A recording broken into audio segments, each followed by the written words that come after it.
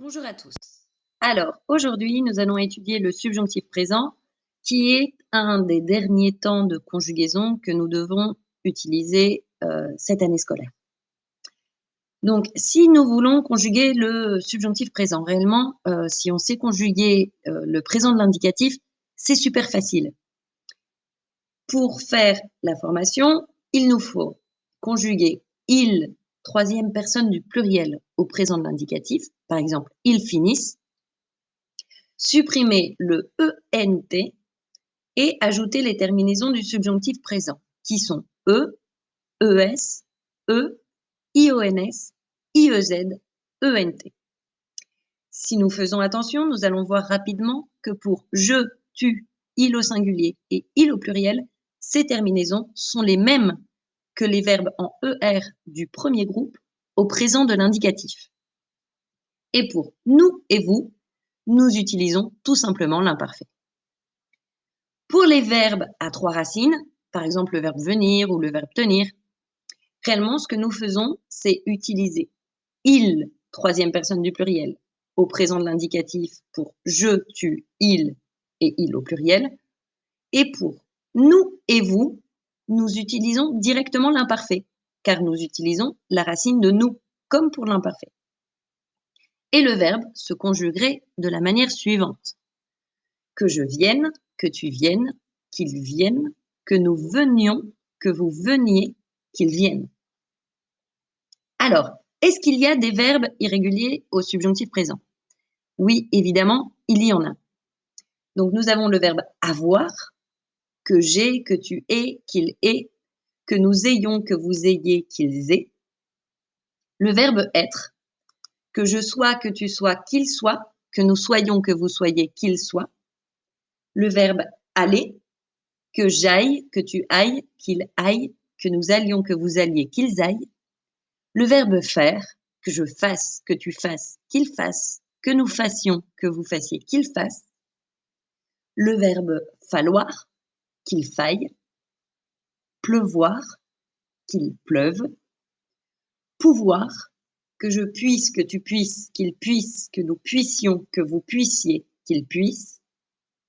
Le verbe savoir, que je sache, que tu saches, qu'il sache, que nous sachions, que vous sachiez, qu'il sache.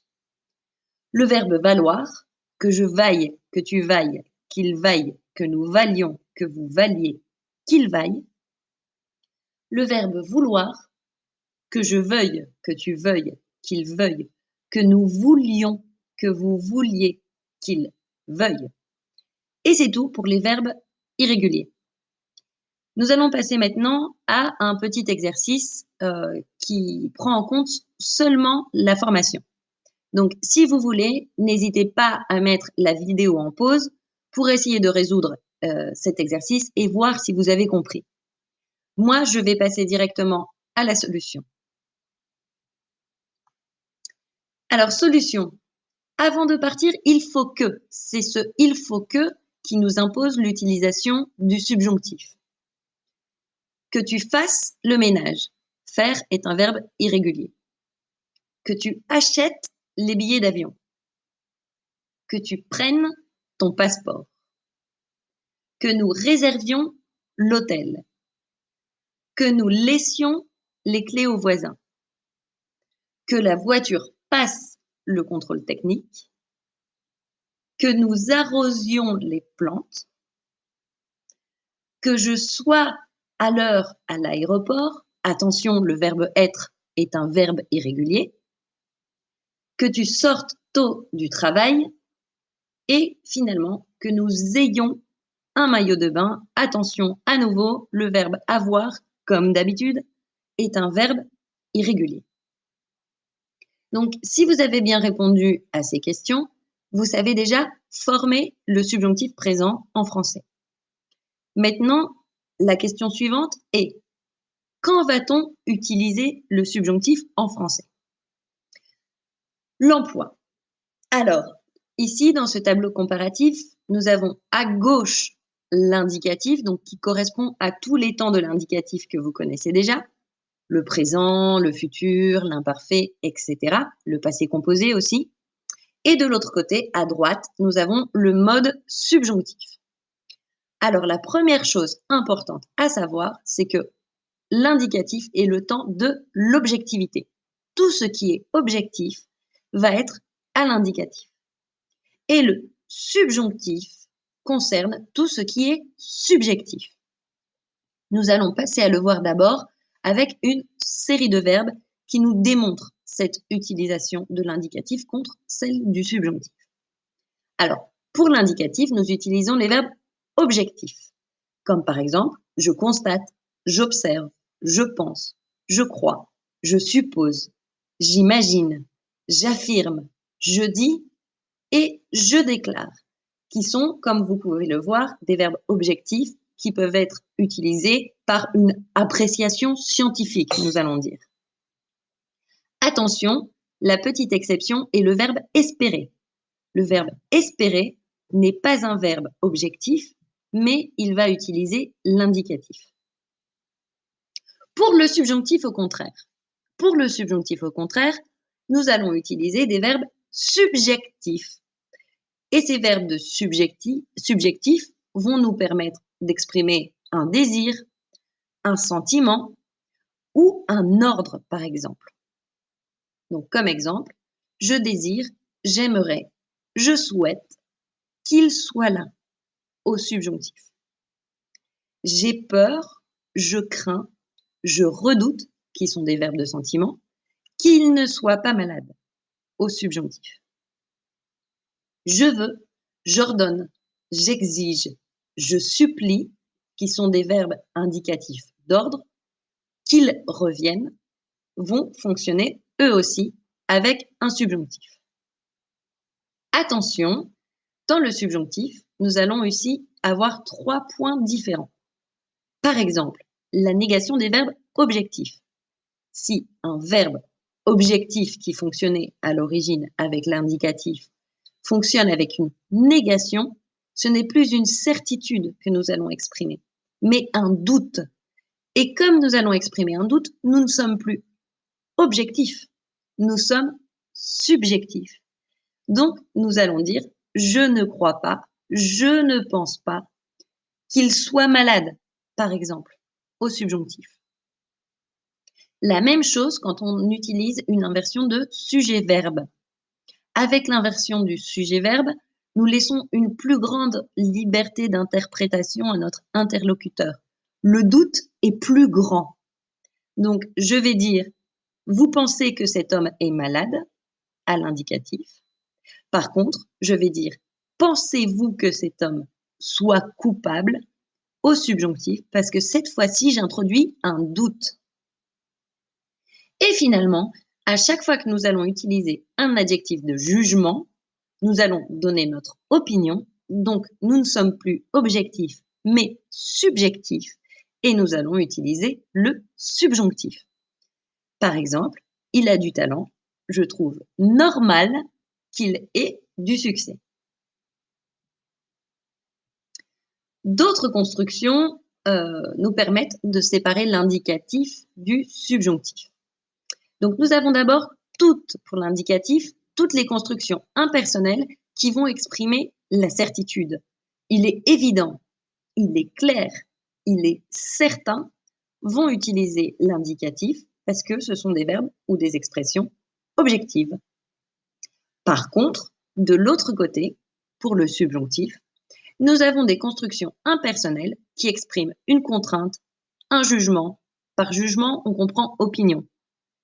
Par exemple, il faut, il vaut mieux, il vaudrait mieux, il est important, il est dommage qu'ils viennent ou qu'ils ne viennent pas.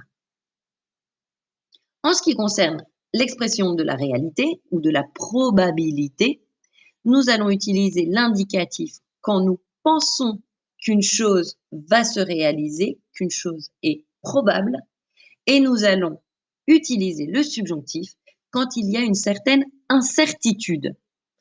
Par exemple, il est probable que Paul partira, ça veut dire que je pense que Paul va partir. Par contre, si je dis il est possible que Paul parte, ça veut dire que je ne suis pas sûr que Paul va partir et que j'émets un doute.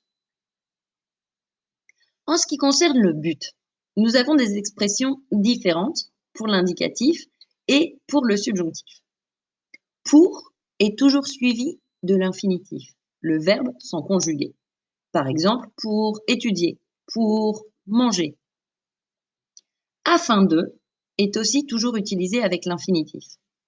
Par exemple, nous sommes restés pour ou afin de finir notre travail. Alors que le subjonctif va privilégier des structures qui utilisent le que. Pour que, afin que, de sorte que. Par exemple, je suis resté pour qu'il finisse son travail, afin qu'il finisse son travail, ou de sorte qu'il finisse son travail.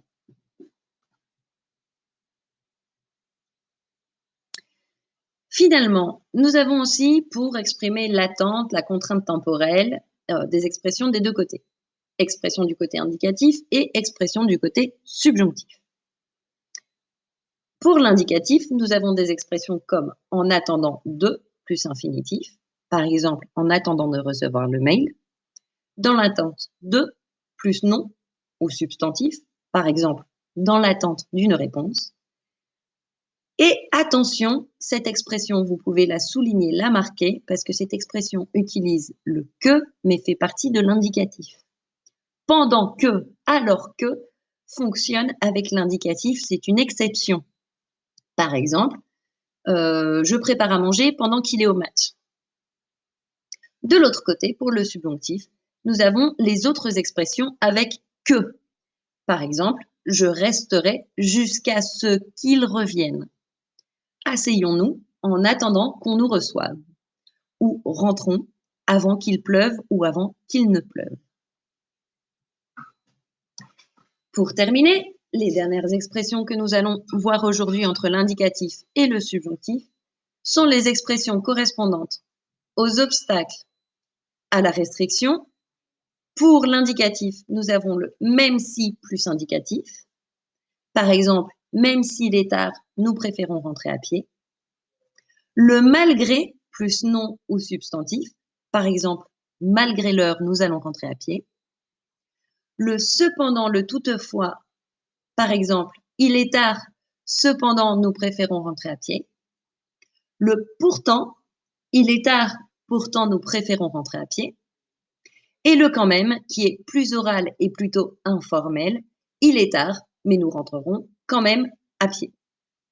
En ce qui concerne les expressions qui utilisent le subjonctif, d'obstacle ou de restriction, nous avons à nouveau des expressions qui utilisent le que. Par exemple, bien que. Bien qu'il soit très tard, nous préférons rentrer à pied. Nous prendrons l'avion, à moins qu'il y ait une grève. Et je vois qu'il y a un S à avion que vous pouvez supprimer. L'avion sans le S. Finalement, pour exprimer la condition, avec l'indicatif, nous allons utiliser le si, comme nous l'avons toujours fait jusqu'à présent. Par exemple, tu peux sortir si tu me dis où tu vas. Et avec le subjonctif, nous allons à nouveau utiliser des expressions qui utilisent le que. Par exemple, tu peux sortir à condition que tu me dises où tu vas, ou tu peux sortir pourvu que tu me dises où tu vas. Nous allons passer à un nouvel exercice où, cette fois-ci, vous allez devoir choisir si vous allez conjuguer les verbes à l'indicatif ou au subjonctif. Si vous voulez réaliser ces vidéos en direct pendant la vidéo, vous mettez la vidéo sur pause, vous répondez aux questions et vous passez ensuite à la correction. Moi, je vais passer directement à la correction. Solution. Je pense qu'il viendra ou qu'il vient ce soir. Alors ici, nous avons utilisé l'indicatif, que ce soit le futur parce qu'il s'agit d'une action future, ou le présent de l'indicatif, un présent à valeur de futur. Le verbe penser est un verbe objectif et il fonctionne avec l'indicatif.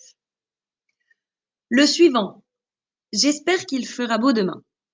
J'espère, attention, c'est le verbe exception qui exprime un sentiment, certes, mais qui fonctionne avec l'indicatif. Pour exprimer le futur en français, ce n'est pas comme en espagnol. On n'utilise pas le subjonctif à valeur de futur. Pour exprimer le futur en français, on utilise toujours le futur. 3. Je crains qu'il ait eu un accident. Le verbe craindre est un verbe de sentiment. Il fonctionne au subjonctif. Je ne crois pas que les banques soient ouvertes le samedi. Je ne crois pas est la négation d'un verbe objectif.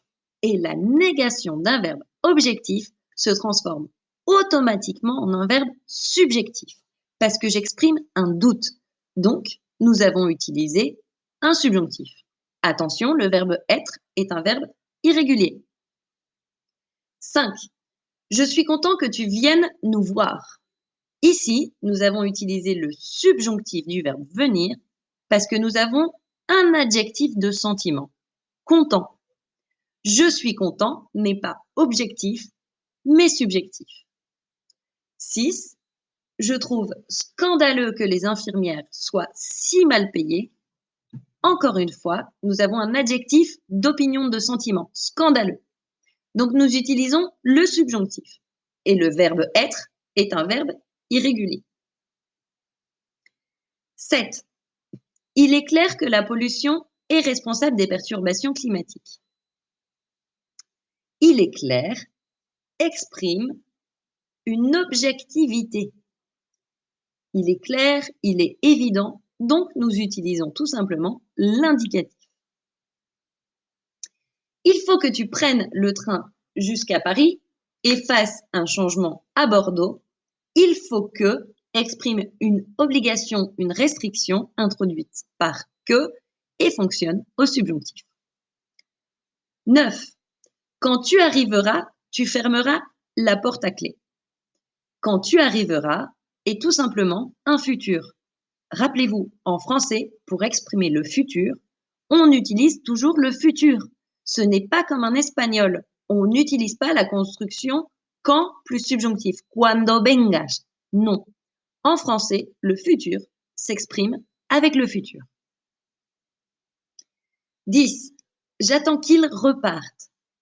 Pour exprimer une attente introduite par que, nous utilisons le subjonctif. Nous avons étudié pour avoir notre examen, la numéro 11, avec pour, nous utilisons un verbe à l'infinitif, sans conjugaison. Numéro 12, nous avons été attentifs afin d'éviter tout problème. Afin de utilise aussi l'infinitif. 13. Il a vérifié tous les dispositifs de sécurité afin que le client soit rassuré. Afin que est suivi du subjonctif. Attention, le verbe être est irrégulier. Il va venir à moins qu'il soit malade, à moins que utilise aussi le subjonctif et le verbe être est irrégulier. Et finalement, la dernière réponse, je n'irai pas à condition qu'il me fasse ses excuses, à condition que est suivi du subjonctif. Alors voilà, c'est tout pour aujourd'hui. J'espère que avec cette petite présentation, vous avez compris au moins les éléments basiques de comment former et utiliser le subjonctif présent. N'hésitez pas à laisser toutes vos questions en commentaire de la publication, s'il vous plaît. Comme ça, tout le monde voit les questions, tout le monde voit les réponses et nous pouvons nous aider mutuellement. Bon courage à vous. J'espère que nous allons nous revoir très bientôt. Et je vous dis, n'hésitez pas à laisser vos questions en commentaire. À bientôt.